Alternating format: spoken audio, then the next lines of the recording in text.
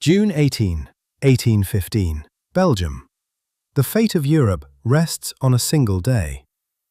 On one side of a muddy ridge, 68,000 men under the Duke of Wellington, the most disciplined army Britain has ever fielded. On the other, Napoleon Bonaparte, Emperor of France, the greatest military mind in human history, a man who had conquered most of Europe, who had shattered armies 3 times his size, who had turned the battlefield into his personal chessboard for 20 years. He had escaped exile. He had marched back into Paris without firing a single shot. And now, one last battle stood between him and complete victory. But Napoleon had a secret. He was in agony. The night before the most important battle of his life, the Emperor of France could barely sit down. His doctors had given him a heavy dose of laudanum, a powerful opiate, to dull the pain. He fell asleep at the table that morning and had to be shaken awake. At 3 p.m., in the middle of the battle itself, he quietly left the field to seek medical treatment. History tells us Napoleon lost at Waterloo. But what if, on that rainy morning in Belgium, just one thing had gone differently? What if Napoleon won?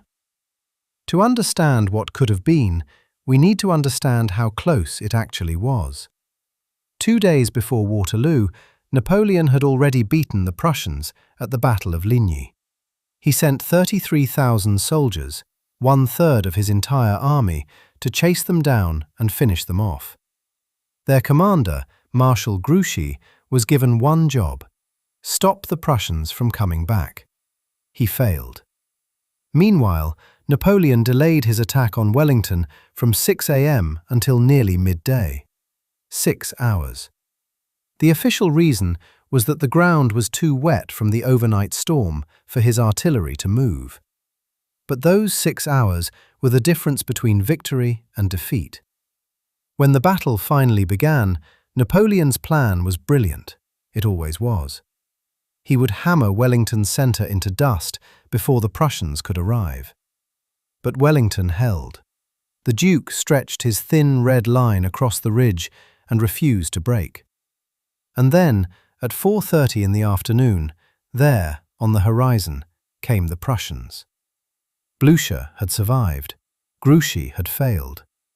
The 50,000-man Prussian army slammed into Napoleon's right flank like a hammer, and the French line collapsed. By 9 p.m., it was over. Napoleon left the battlefield in silence.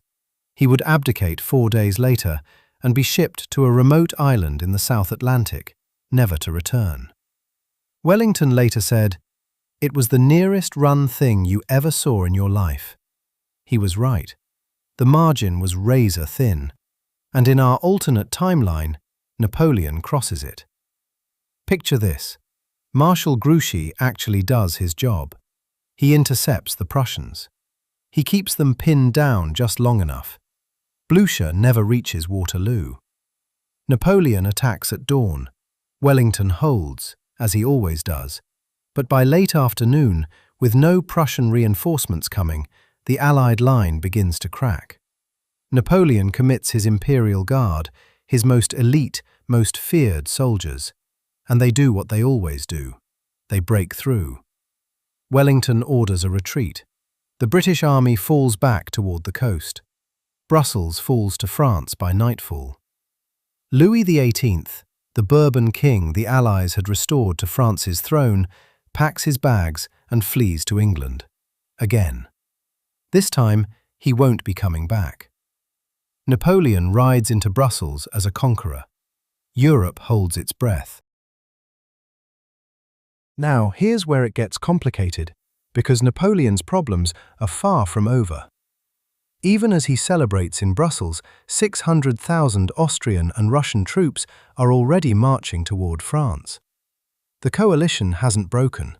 The war hasn't ended. If anything, the remaining powers are more determined than ever to destroy him.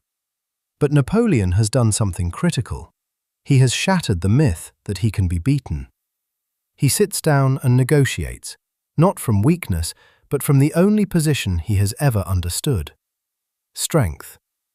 France keeps its territories. The Bourbon monarchy is finished. Louis never returns. And slowly, painfully, the coalition fractures. Austria begins to reconsider. Napoleon's own son, Napoleon II, is the grandson of the Austrian emperor. A deal is possible. A peace is possible. By 1816, in our alternate timeline, the guns fall silent. The Napoleonic Wars are finally, truly over. Napoleon rules France for another decade, maybe two. He is 50 years old. He is tired. But he is emperor. And now the real question begins. What does Europe look like without the Congress of Vienna? In our actual history, the conservative powers, Austria, Russia, and Prussia, used their victory at Waterloo to rebuild the old world. Kings were restored. Liberal movements were crushed. The Holy Alliance stamped out revolutions across the continent for a generation. None of that happens here. Without the conservative restoration, the ideas Napoleon had spread across Europe, legal equality, meritocracy, the end of feudal privilege, take root. The Napoleonic Code, which forms the basis of law in dozens of countries today, spreads further, faster, deeper. Nationalism in Germany and Italy still rises, but differently. Without French dominance to push against, the movements for German and Italian unification develop along different lines, more gradual, potentially less violent. The wars of the 1860s that created modern Germany and modern Italy, do they happen the same way? Maybe not. Britain, meanwhile, is humbled. In our timeline, Britain emerged from Waterloo as the uncontested master of the world, the financial capital, the naval superpower, the architect of a century of global order. In this timeline, Britain faces a rival. A strong, stable, Napoleonic France controls the continent. British global dominance, the Pax Britannica, is constrained, challenged, never quite so total. The British Empire still exists, but it shares the stage.